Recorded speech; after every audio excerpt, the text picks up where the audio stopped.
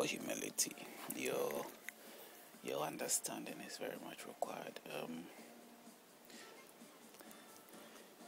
Religion and culture to you might be the best way, and somehow you might not see that your religion probably has got an error that moving along that line is the basis from which you are doing something wrong, or your life is being led in some sort of situation where you violently debate with yourself, or somehow struggle with your thoughts, or everyday battle with yourself. You might not sometimes see it yourself as yourself in a situation where you feel you're battling with yourself, or you might not acknowledge it. But I'm more focused in on the general aspect of things.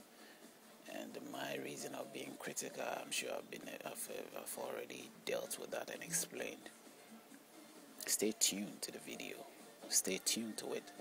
Don't jump to conclusion yet. Just stay tuned, and you will get a clear view of my explanation. I may have picked on Christianity. I may have sound like I'm picking on Christianity.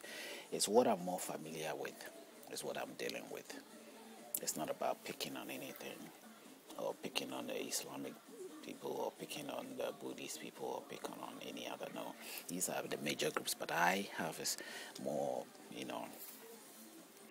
a stronger background, of which I might depend on mostly, because whatever I pick on is for the general religious groups, for the general cultural approach to life. It's not just centered of Christianity or Muslim or Buddhism or whatever, but it's all I've picked on that, but to help give the general idea of how the general approach of religion or culture is about. You become cultured based on the culture that you're into, and they have a basic, general approach to things, because the whole idea is worshiping something, believing in something, trusting in something, that you see would bring some divine help, or somehow will bring some mysterious assistance to your life, to fulfill your hopes. And so if that is the case, then you all stand in the same ground. The only difference is that you've all chosen a different way of going about it, and you've all have your own personal relations in whatever you have chose to be. Others will change the format or the style of it, because in actuality, if you look at life, we all are human beings, but we do have others with different colors, different characters, different looks. We all have different fathers, different mothers. So it's the same manner, but when we talk of human generation, the same thing. When you say religion, you are talking about the entire group of people who are defined as seeking or worshipping a divine being, or worshipping an unseen entity or an unseen being, that sort of, in a sense of relying on that as the means of provision, as the means of whatever satisfaction they might be wanting, whether they want peace within themselves, normally self-satisfaction, to be a bit self-relaxed or self-fulfilled. That's the main reason why you chose that path. Others might not, that's the atheists and all that, but even that, they have find their practical way of which they have their self-fulfillment. So whichever you may belong to, it's all coming down to the same general basic questions. And that is what I have chosen this to go about it, because it's a perfect example. So I may have explained about Jesus Christ. I may have picked Revelation 12 or whatever, and told you about the book, which I feel the book is about a prophecy which has been made by, was claimed to be made by John, who somehow was a prophet, a disciple, a follower of the man claimed to be the founder. He didn't actually found it, but he began that sect group, who today we are to accept as being still being the Christians being the actual people who have followed the path of which he wanted them to follow. But if you read the text, what Christians do or what Christians believe now have nothing to do with what he was doing or what he started. And the disciples, even the disciples, had even not followed in detail. So I was choosing Revelation 3:12, which I said is something that has been translated in English in the Bible, because the Bible is a translation of the scripture. So it was like we had to believe that it is in the scripture, that is the true scripture that the Jewish depended on. Even the disciples depended on, Jesus himself depended on, or came to fulfill the scripture. So this picked up quotation from that scripture was saying something to do with the future that the Bible is even included. I hope you're getting the picture here.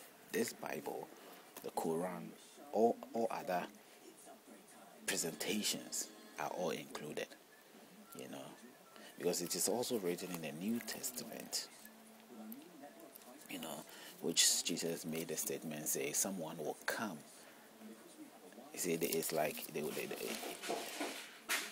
will come in my name, saying that I am the Christ. They will not reject me, but they will say I am the Christ, and deceive many. If you read the books of Matthew, this is also where it's believed to be, documented. New Testament is not necessarily the scripture, but it is like documented in the days which I believe is being seen as 2,000 years ago, and he is making prophecies. But at the end of the day, his whole entire life and statement was like to fulfill the scripture. But he himself made the statement 2,000 years ago,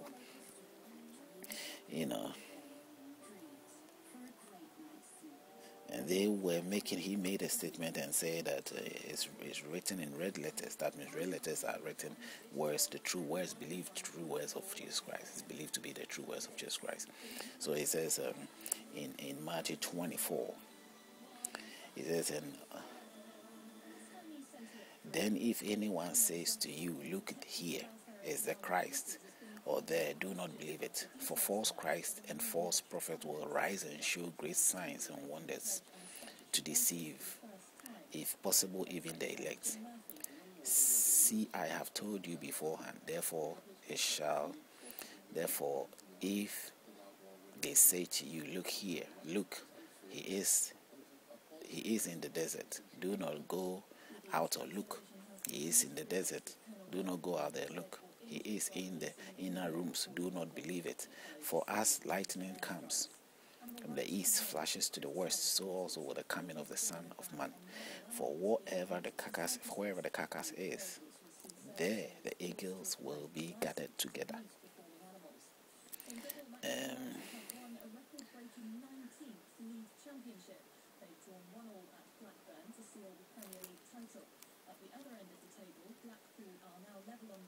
Now, this is a referral of something to do with what he is talking of, a prophecy of what might happen.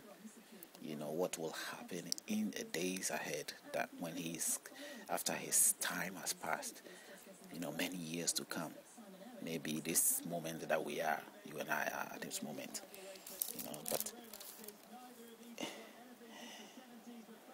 but the other test, this test here to tell you about what was to come, that's Matthew 22 all the way to 26, I think, Matthew 24 actually, verse 24. It goes all the way down to about 28, 29, explaining what will happen, and giving an idea of false ideas or false lies, people who are not really telling honest truth, pretending to be what they're pretending to be, something they're not, deceiving many. Now, if before that we have in verse 6,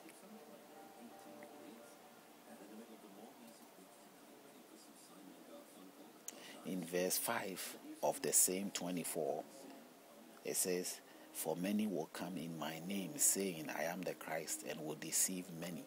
And you will hear of wars and rumors of wars. Many will come in my name, saying